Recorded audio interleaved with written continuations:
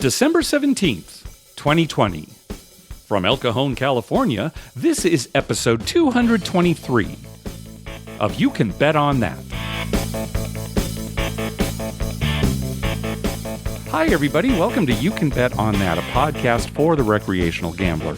My name is Mark Duvall, and sitting across from me is Dr. Mike. Hello. Mike, we had the Browns. Yes. +3. We had the Browns. Yep. Like a lot of people. Yeah, you're talking about this Monday Night Football game just a few days ago. So for those who don't know, it was a wild finish to the game. The Ravens were up by 3 with 2 seconds left. So it was pretty much, unless there was some miracle, the Ravens were going to win by 3. And it just so happened that the point spread was 3. So no matter what, you should backtrack to about 3 minutes earlier. Yeah. When Cleveland scored, then the Ravens scored. I mean, nobody was playing defense in that game. It was something else those last few minutes. Yeah. It really was. Well, with 2 seconds left, the Ravens had gone ahead by 3. And there were 2 seconds left, so they had to kick it off. And, of course, it was a touchback, so there were still 2 seconds left. So from scrimmage, Cleveland took the ball, and then, it was the typical, laterals and, backward passes and all sorts of things to try to come up with a miracle score. And you really should see the video if you haven't seen it. But they keep throwing it backwards so many times that it pretty much almost goes out of the back of the end zone. Right. But eventually you can't throw it any further backwards because they keep running backwards. And what was funny is none of their players were behind the guy with the ball. Yeah, I know. There was no place to throw. You've got 11 guys out there.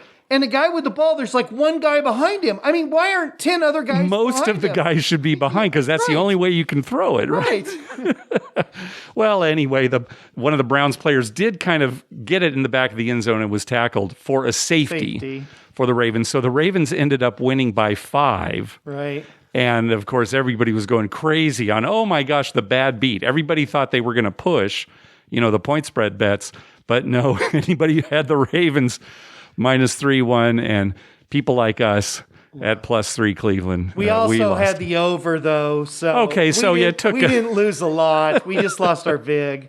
But you know what? As I'm listening to it, I was listening on the radio. I kept thinking, throw it forward. Somebody, how sometimes they think they're lateraling it backwards and it goes a little forward a yard or two, and then throw a flag, and then the play's over. Okay. So even if they get a safety, it's over because it was a penalty. So I kept hoping for that, thinking, please just do that. Just do that.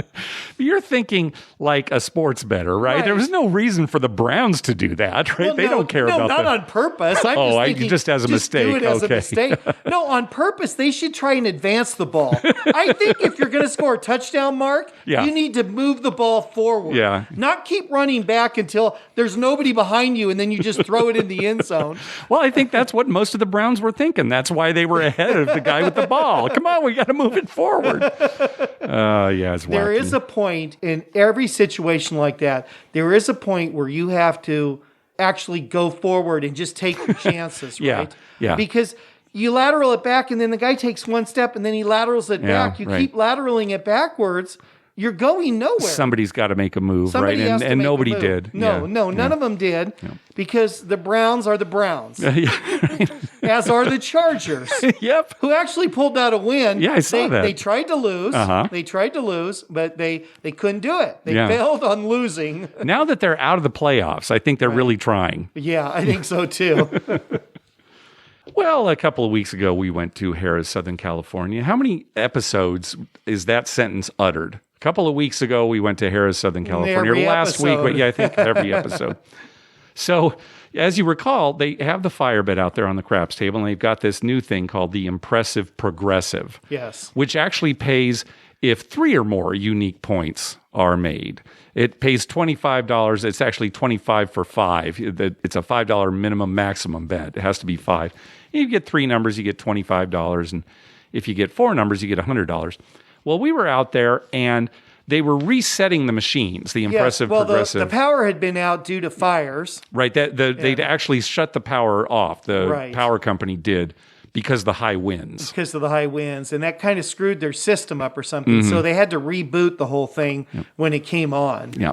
So while they were rebooting the system, we could not make the impressive progressive. It's like a big deal. We could still make the fire bet because that's not electronically run. It's just right there. Right. Well, sure enough, while the impressive progressive was down, we hit 4 unique numbers. And we got paid on the fire bet. And then the pit boss, who was running the craps game right there, said, I know you guys were going to make this bet. Here's $100. Gave everybody at the table $100. Yeah. That's great customer service. Oh, my gosh. Yeah, that was great. And he knows we would bet it. Oh, of course, so, yeah. He was just honoring what would have happened if everything was working properly. But he didn't have to do that. Nope, he sure didn't. We would have all just said, oh, darn, Yeah. And we were at the same table we were at about a month ago where I had this monster roll and I had another monster roll, same spot. We were standing at the exact same location. We got to get on that table more often. Yeah, I wish you'd have the monster roll right before we go home, though, for a change. Or even right when we get there. Right when we get either there, one would be fine. Not when we're down and the monster roll gets us back to even, and then every roll after that's terrible. So, Mike, it turns out you did go to the Great Gift wrap-up. Yes. We didn't tweet out anything because... I was in Vegas for so short a time. And you weren't really moving around. And plus, if anybody wanted to come talk to you, you're at the table. People can't really stand behind you and have a conversation. No, and they can play at the table with you. Right. You know what's funny is I couldn't believe how many people they kicked off who would come and watch. One guy who is a Rincon regular, his daughter came and stood near him and they made her move. Wow. And he said, but it's my daughter. And they said, no, she can't stand here. Wow. It's you got to be 6 feet away. And they made her move, and she moved, and he left.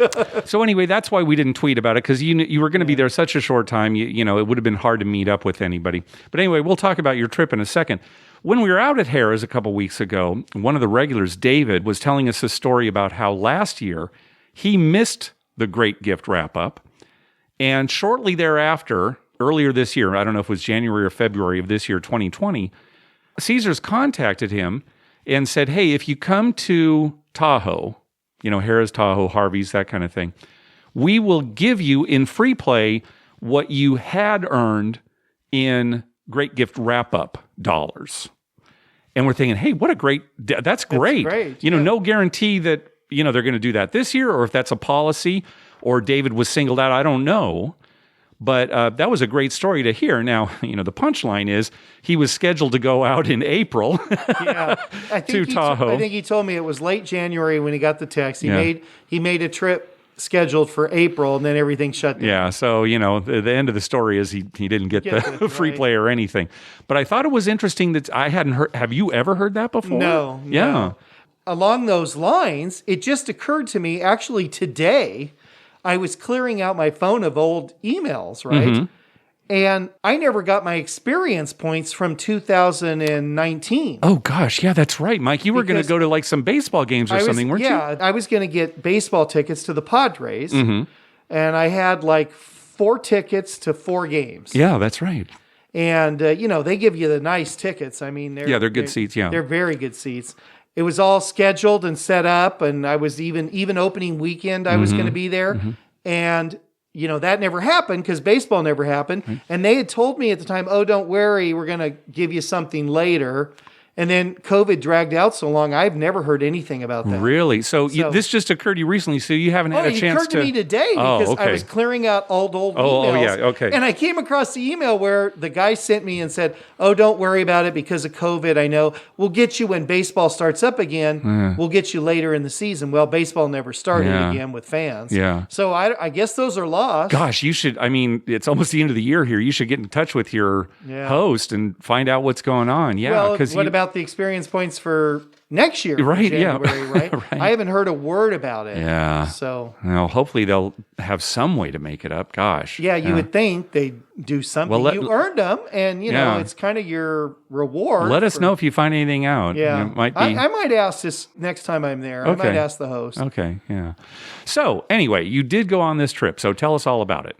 Well, I basically flew in Saturday morning and then flew out super early the next morning, like 7 a.m. Yeah. So I was in Vegas for, let's see, about 21 hours, Yeah. 21 something hours. Yeah. And you flew, now you flew Spirit there. Had you ever flown on Spirit we before? flew on Spirit before. Oh, okay. And I flew Frontier home. They're Okay. both no frills, Yeah, right. cheap airlines. I've got a story to tell you about that. Okay. But as far as Vegas goes, I got my great gift wrap up. Now, it was different this year. There was no room with all the items. Right. that You were could saying look it at was and more of a touch. virtual kind of a thing. Yeah, right. All you had to do is have a room registered in your name Okay.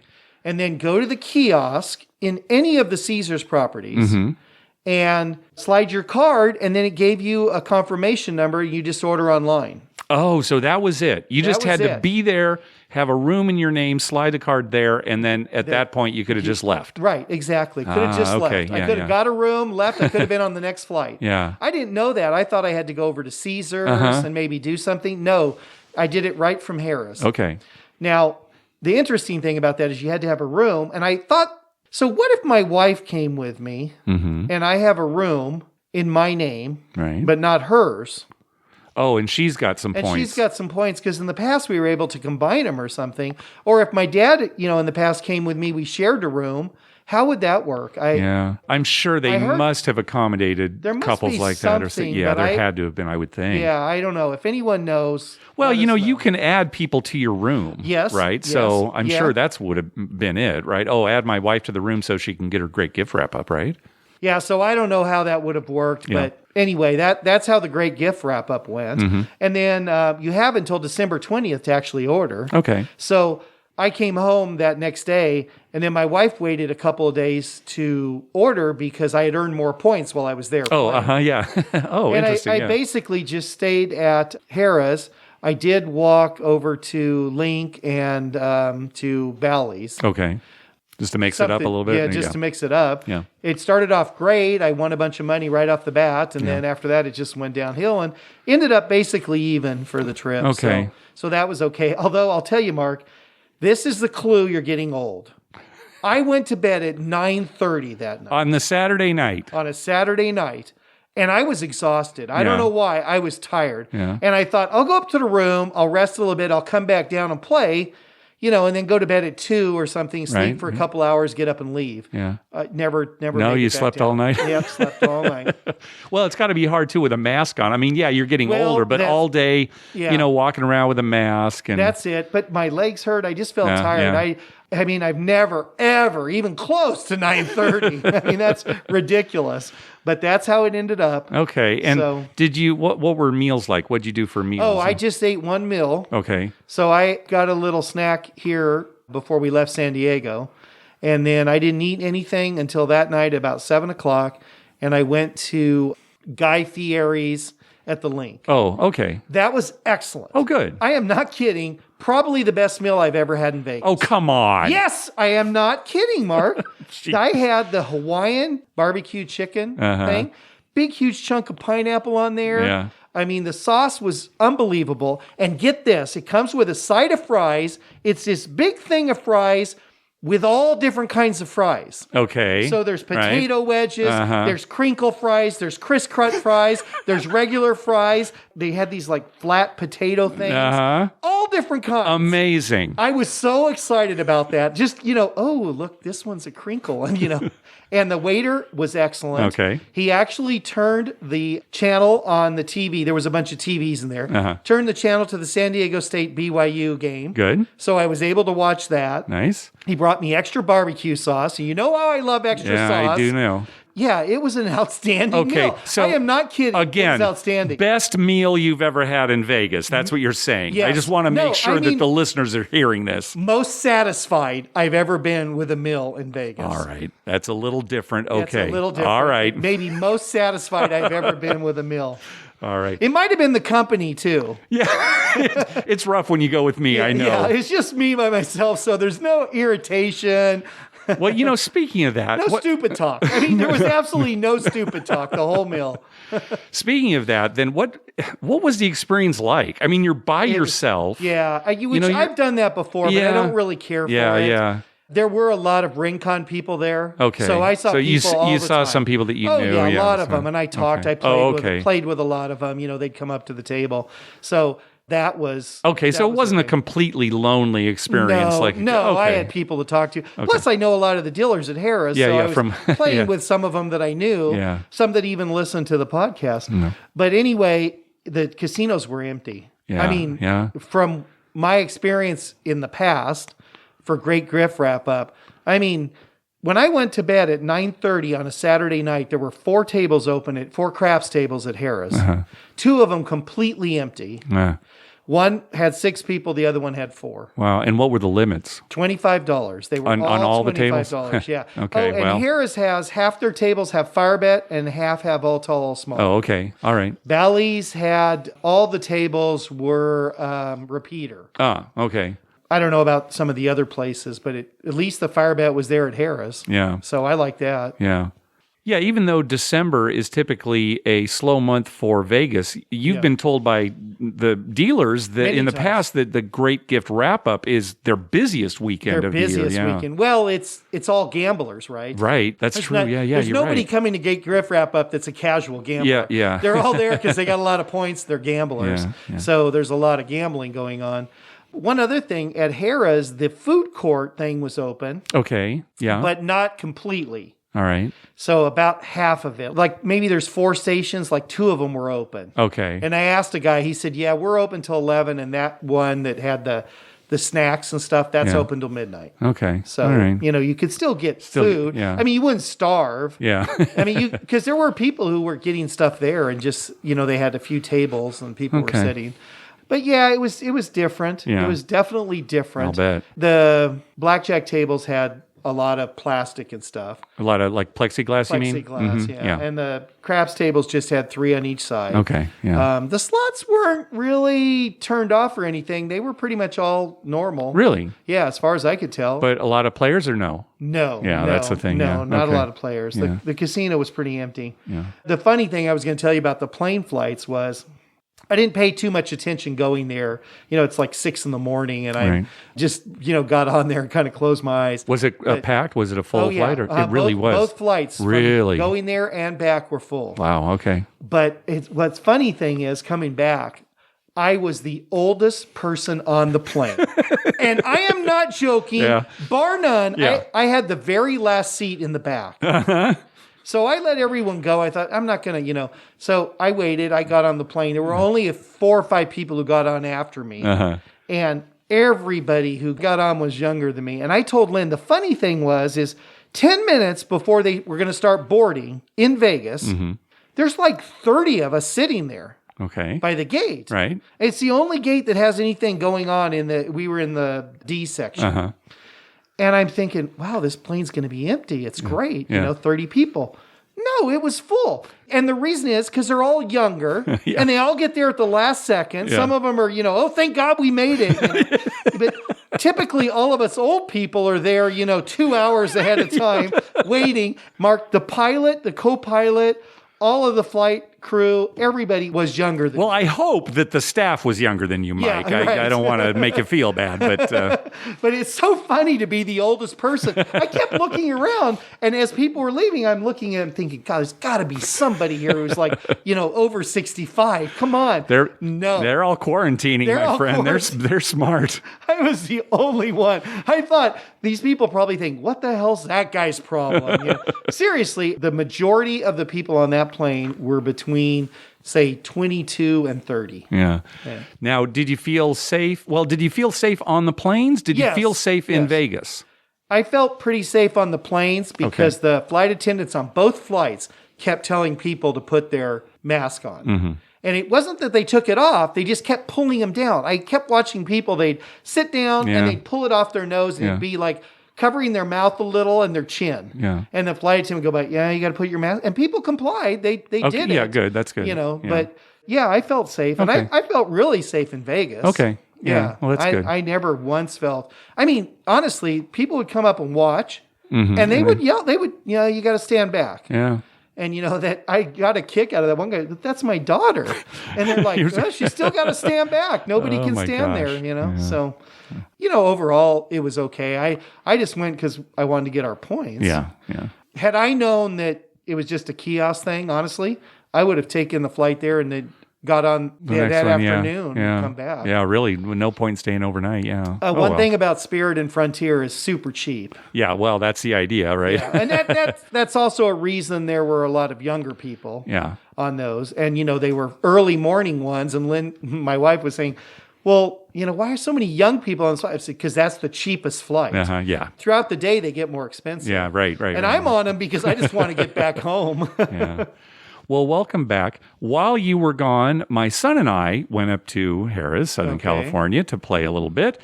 We played a little stadium gaming, and we got some free play, and then we went to the real craps table. Finally, there were 2 open spots. Only 2 tables were open. And Olga, the pit boss, she saw us kind of walking around. Hey, 2 spots open. So we went over there, and we won a little bit. It started out terrible. We ended up winning, I don't know, $150 between the 2 of us, and we said, let's get out of here. So we did. But while we were there, Joel, Joel, the dealer, one of our favorite dealers there, Right. So he's on our side, and I'm making cum bets at $25 table. And so one of my favorite things to do when you and I are out there is when I win in the cum because of an 11, I'm usually the only one at the table who won something. Sometimes people have money in the field, but usually it's just me. So I like to pick up my $25 chip and hold it in front of your face and go, woo! Everybody, and the dealers get a big kick out of it. Oh yeah, they get a real big kick out of it, Mark. So anyway, it happened, when my son and I were there, and I picked up the chip and kind of looked around like, hey, where's Dr. Mike? What do I want to do? And the dealers were kind of laughing. So what I did was I put the bet back down on the table so that you could see there was a $25 chip and then one right next to it that, got paid. I took that picture and I sent it to you with, woo! I immediately saw it, and I sent you a disgusted face, right? Yes, you did. The kind of angry steam coming out of his ears guy. Yeah, right. Yeah. Well, I'm glad you like that. I did like that. I'll tell you what, though, Mark. Yeah. That's why it's nice to go alone. All right. Well, like I said, welcome back. Hey, thanks to everyone who's been clicking through our Amazon link. Remember, whenever you're going to buy something through Amazon, please go to our page first, youcanbetonthat.com, and click through our Amazon link towards the top of the page. All right, let's get on to some voicemails. First up is Brad. Hi, this is Brad from Tallahassee. Wanted to give a report about something that happened, really a 2-part question. Long-time listener, first-time caller, love your show. We have a poker room right outside of town where I know the poker dealer, and he was doing one of the carnival games at the time. He was dealing $5 Ultimate Texas Hold'em because there were no poker tables running during COVID. The max was 2 people, and there was one person playing just $5 a spot, and the dealer saw me coming by and said, hey, do you want to play a couple of hands? I said, sure. So I asked the gentleman beside me, is it okay if I come and sit down? He's like, yeah, jovial, absolutely. I sit down, and I put $25 on each spot and $5 for the dealer on each spot. And damn if he doesn't throw quads with my hand, quad 6s. The guy beside me was belligerent, stormed off, took his chips, left. I stood there, got paid, and they had to have the floor verify. So once the floor verified, it gave the guy who was playing next to me time to come back. As he came back, he cursed the dealer. I gave the dealer a $100 tip and cashed out and walked off. So I guess my question to you is, what is the etiquette when you win big next to somebody who's been grinding for a long time, 1? And 2, because the dealer's tips are pooled, should I have waited later in the time when he was playing poker and given him the tip then so he would not have to split it with other people? Thanks, and have a great day. Okay, so I assume you meant dealing poker, when the dealer goes around to deal poker. As far as that question goes, I'd say no. Just tip when it happens because, it's sort of weird. Like if you're tipping later when he's at the poker table, it might even practically, it might look suspicious. Right. Like, why are you tipping this dealer right now? Did you have some arrangement that, worked out or, wait a minute, it's poker. What? Yeah, so no, just tip right there. Don't worry about pooling or anything there. No, just when it happens, tip. Yeah. I would just tip. Yeah. And then as far as, so we hear a lot of stories about this where maybe somebody's been playing video poker for just hours and hours, and then you step up and you get a royal flush right away. Yeah. And we have heard some people will, here's a little cash. I know you've been here a while. I'll tell you, there's no rule, etiquette-wise or otherwise, that says that you have to tip people. And certainly in this... Why should you, really? Well, in this specific instance, absolutely not. If he's storming off and everything. No. But, let's say maybe you've been playing 20 minutes and you're next to someone who's been playing for 5 hours, and you strike up a conversation, you're getting along real well, and you hit something really big. Still, it's up to you. If you want to give them something, that's fine. But in no way is it expected. No. And, it's funny how people get upset about that. I don't know if you remember, I don't even know what episode this was. It was a long time ago. But I told this story where Lynn and I were out at Verona, I believe, or somewhere, and she had never played 3-card poker. And I was trying to explain it to her, and I said, well, sit down and play a couple hands. And so she sits down and buys in for like $20 and puts her money out there, all of it in the first hand, and gets, trip tens or something.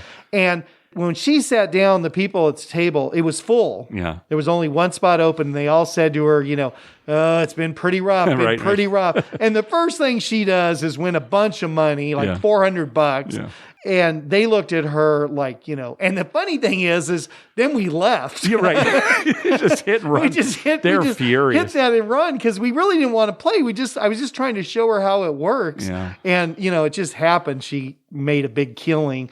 But when people win, I'm happy for them. Yeah, here. Unless they're on the don't. And then I'm not too happy. Of course.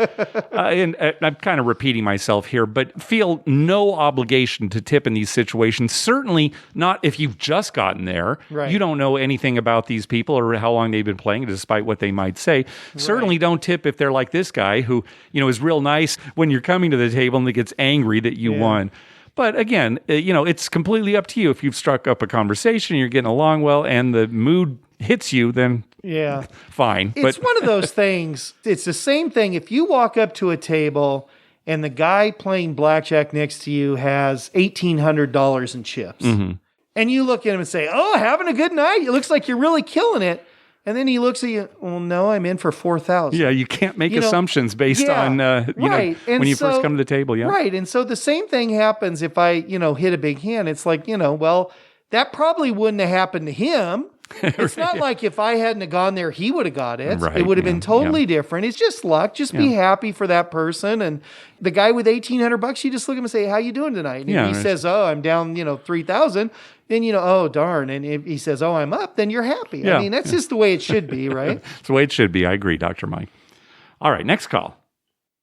Hey, fellas. It's Scott from Boston. How you doing? Just calling to tell you a little bit about the state of play here in the greater Boston area. I've been going up to Encore, which is lovely, but no craps tables. In fact, they had the craps tables closed, and now they've taken them all down and done something with them, and it's just an empty space where the craps tables were. So I don't know what's going on with that, but I was hopeful because they had plexiglass up on them, and I thought, okay, great, they're going to have real live dice and plexiglass, but they never opened them up, and now it's nothing.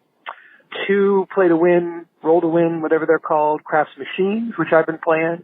It's okay. It's only 2x odds, and you don't have the spirit of the table, which I miss. I had a little question, though, for you guys, and maybe this is for Dr. Mike, and ask him to be a doctor for a second. Don't you think all the spraying of the dice and wiping of everything is a big waste of time? I mean, it sounds like this virus is transmitted respiratory, not on surfaces. Fomites don't seem to be responsible. What do you think? Shouldn't we change these wiping protocols? Aren't we wasting a lot of time? Thanks, guys, for all you do. Love the show. Hope to be calling in with some real live dice rolling one of these days.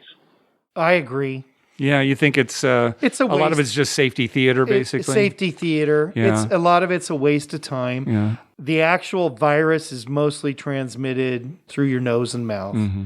Now, if I touch some dice that you touched and then I go touch my nose or my eye, that's not good. Yeah, right.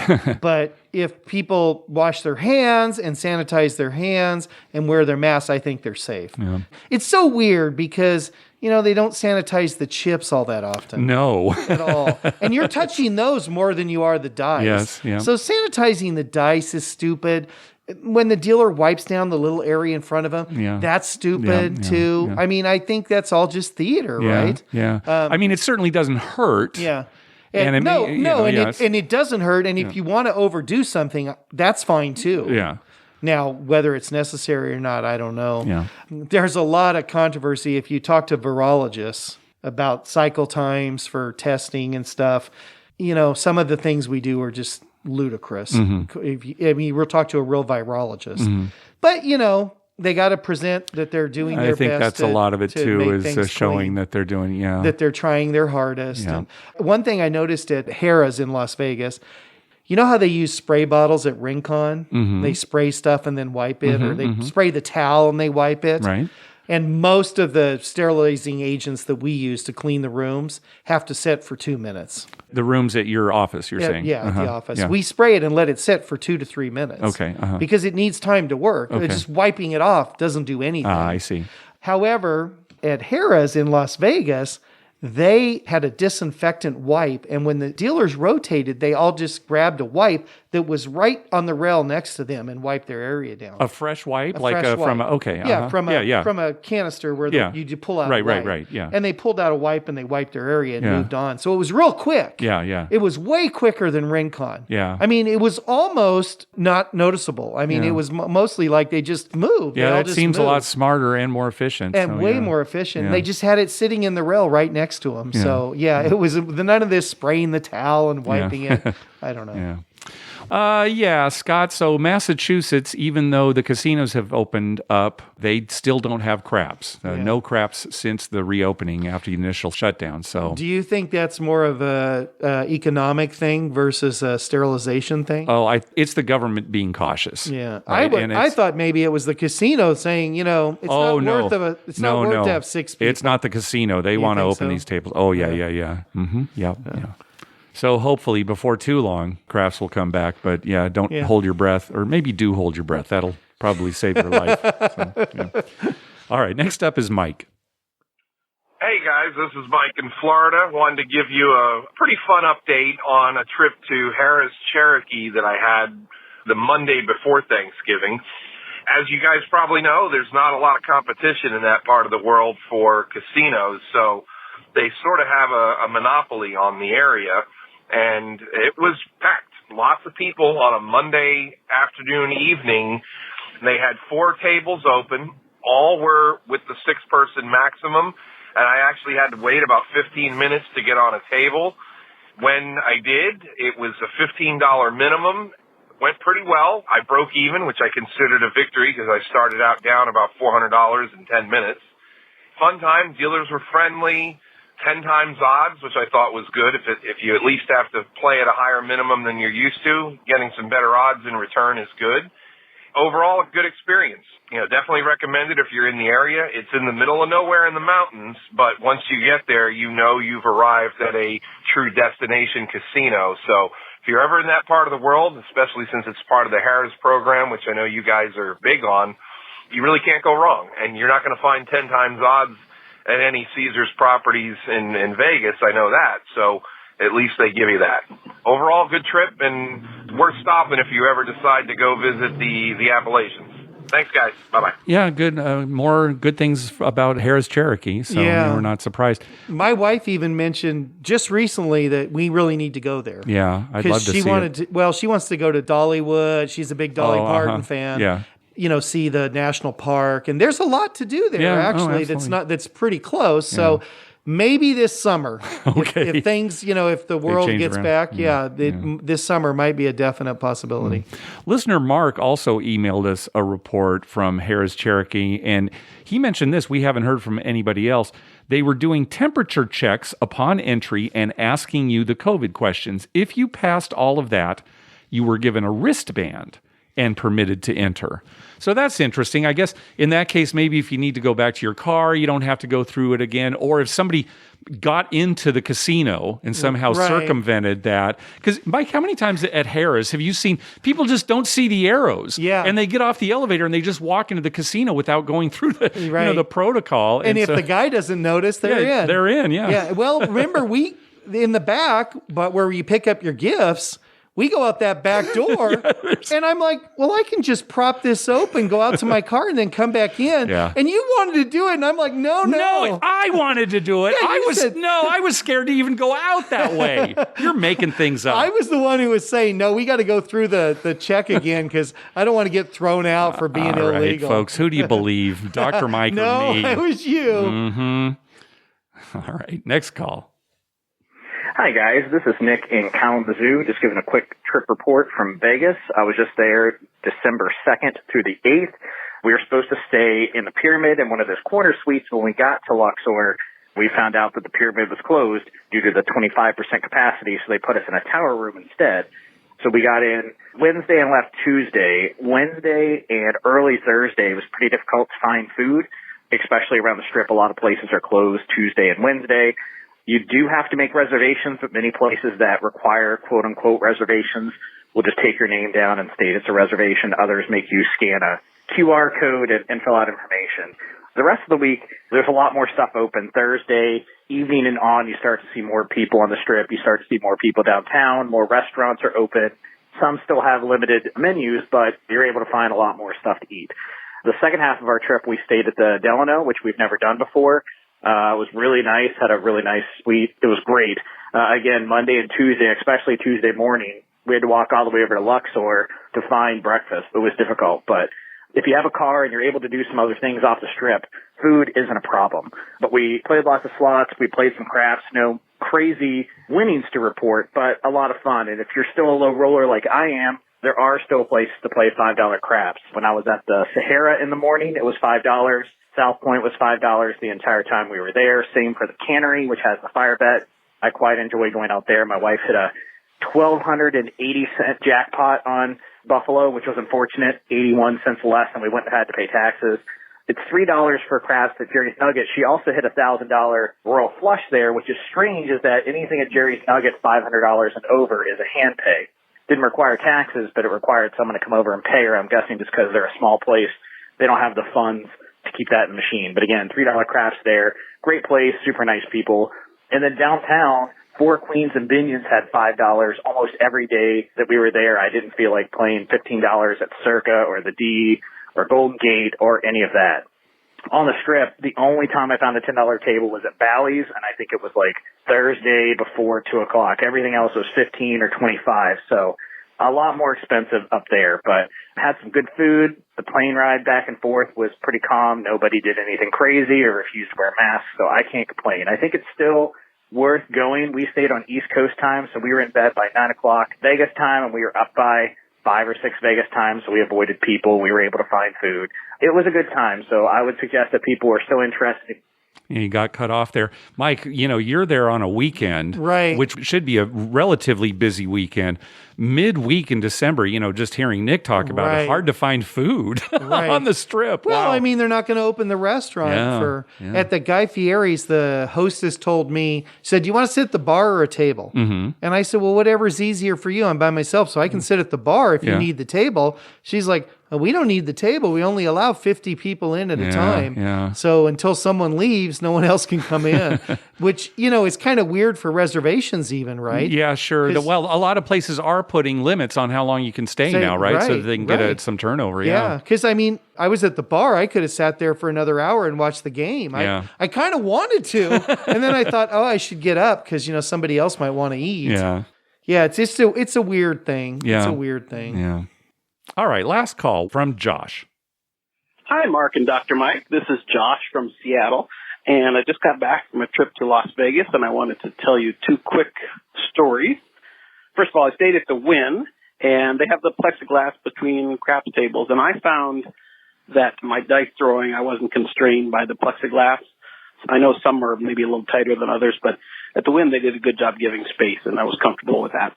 But I wanted to tell you, so we had a nice roll, and I have a tendency to make place bets for the dealers as my way of tipping. So I'll do a $6 6 or $6 8 and so on. We had a really good roll, and the dealer next to me was pressing his place bets and breaking them up, and so he put $3 on a can or so on. So we had a good roll, and they got all the numbers covered, and I was pressing up, and the dealers were pressing up.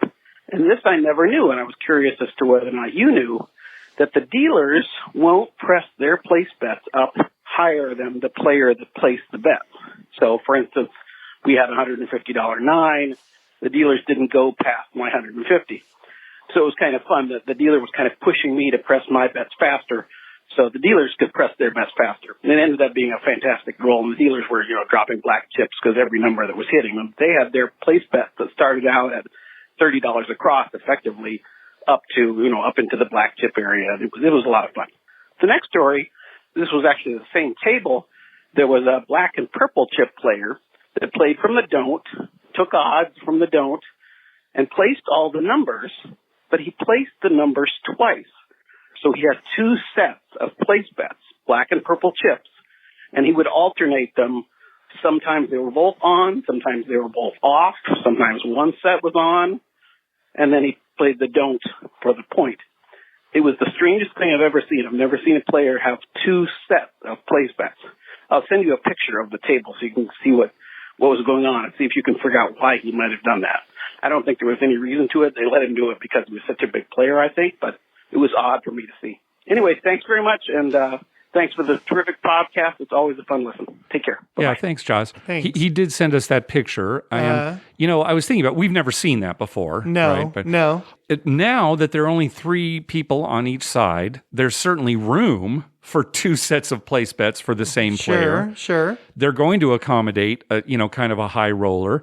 It certainly would be easier to let a player do that than to have him constantly lowering and raising his place bets. You know how there are a lot of players who, all right, I've got, $50 across on everything. Take everything down to 25. All right, now jump it up to 70. At least this is some way to kind of alternate it without actually having to pull any chips down, just having off or on markers on 1, 2, or 0, sets of the place bets. I guess that makes sense. Yeah. I guess that's the only thing I could think of why you would do it. Right. I mean, I'm trying to think of why you would do it, but I guess in that case, maybe. Yeah. I don't know. I mean, does the player care that much that the dealers have to work their butts off to accommodate his stupid play? I don't know. Maybe he thinks it's some fun way to go, or I don't know. I don't know. I wonder who came up with it. If he suggested it, or if the dealers were getting so tired of changing everything, he said, "Hey, why don't you just make 2 sets of placements?" Yeah, maybe it's a dealer. possible. Yeah, maybe a dealer said that. Yeah. When you were not with me and I was out at Harrah's RingCon a couple of weeks ago, that story reminded me there was a guy who was betting on the pass line and on the don't pass line. Okay, sure. And then when the point was established, he would take the rest of the inside numbers. Okay, not the point, just everything else, all the rest of the inside numbers. Just okay, the inside numbers he would place them. Okay, And I don't remember. But not the point. If the point were an inside number, he wouldn't take it. We wouldn't take it, right? So if the point was 8, he would place the 5, the 6, and the 9. Okay. What is the idea behind that? Because more than not, that night was not going well. Okay. Somebody would make like a 5 and then 7 out. Yeah. So it's a losing roll. He was never taking odds on either side? No odds on either side. That's really, So what was he thinking? And I didn't even want to get involved in it. He was playing next to me. Right. And I just whatever. Some people play that do-we-don't just to get rated. Right. But usually they'll take odds on what, but yeah, not to, and then to place all the rest of the inside. Any pit boss who's been around long enough sees that, and they just rate him on 1. Yeah. So they don't rate him on $5 on pass and $5 on don't. Yeah, right. They just rate him $5. Or nothing, right? Or nothing, they're just disgusted with somebody playing that way. Right. Yeah. I mean, it just doesn't make any sense. Yeah. And so it's like the guy with 2 place bets. I don't, Yeah, it's interesting, but that's the only reason I could have thought of that he would have done maybe, it. and you're right. Maybe some dealer just got fed up and just let's just make 2 and turn 1 off. When you tell me which one's on. Oh, okay. That could backfire too, because then the guy okay, the 5, the low bet's on, the 6, the high bet's on. Right, and then the roll comes up 7 out. Yeah. No, you marked them wrong. You marked them wrong, exactly. That might be his real reason. Yeah, really. Right? That's right. He's just angle shooting there to try to get something. Angle shooting, right. Yeah, it's sort of an unwritten law. Well, unwritten law. There might be some casinos that enforce it. But yeah, you usually don't make a bigger bet for the dealers than you're making for yourself. And the dealers don't want you to do that either. They don't want to jinx it in their mind or feel guilty about it. Well, and if they're pressing their bets, if you tell them to press when you want, they're not going to go past you. Yeah, yeah. There's no way. Yeah, I mean, that would be insulting almost. Exactly. Hey, Too bad you're not as good a player as me. You'd be making more money. Yeah, Dr. Mike, we just dropped 3,000. Here's your 300. Right. All right. Well, that's going to do it for this episode. We want to thank some people for some recurring PayPal donations. Robin from Anytime Gambling, Justin, and Nathan. Thanks very much. Hey, be sure to check out our TV listings showing all the gambling-related shows coming up within the next 2 weeks at youcanbetonthat.com/TV-listings. And our list of gambling-related movies at youcanbetonthat.com/movies. We'd love to hear from you. Call our voicemail hotline at 951-292-4377. That's 9512-WAGERS. 9512-WAGERS. Or you can email us at youcanbetonThat@gmail.com. You can also follow us on Twitter at youcanbetonThat and on Facebook at facebook.com/youcanbetonThat. Finally, please go to your favorite podcast app and write a review of the show. We love getting your feedback. Now, our next episode, we're not exactly sure when we're going to release it. If we were to stick on our current schedule, it would drop on New Year's Eve, December 31st. Right. But with our schedules here, holiday schedules and family and all that kind of stuff, we're just not going to be able to find time to record before then. Right. So we may release an episode on January 7th, which would be a Thursday. It wouldn't be our regular Thursday slot. We'd be kind of off schedule there. And then maybe release another one on January 14th, or we may just skip, the January 7th and just our next one will be in a month on the 14th. We really don't know at this point. So when you don't get an episode from us, this is going to be the last one of the year.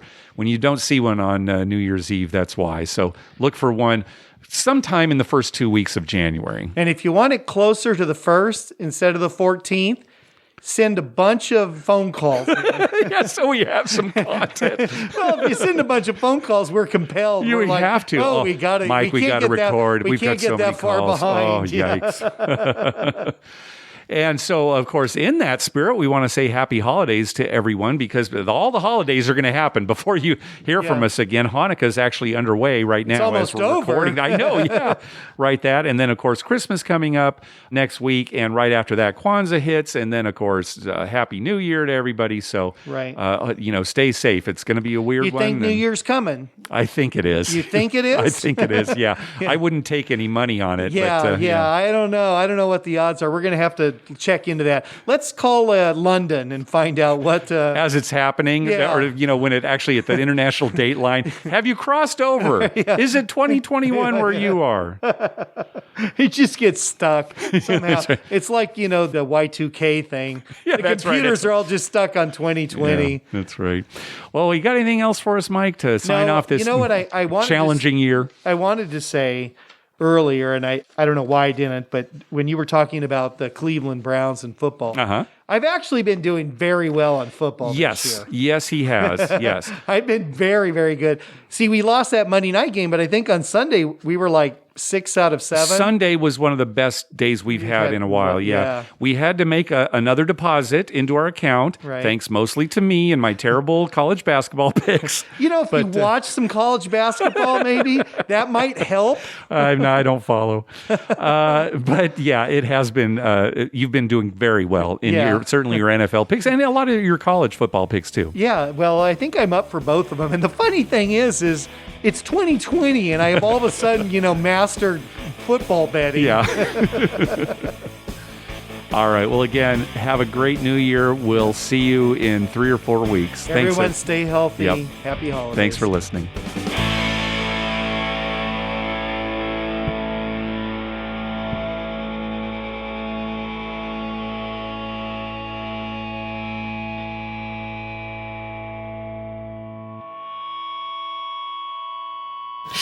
Oh, sweet mother, I love you, Dr. Mike.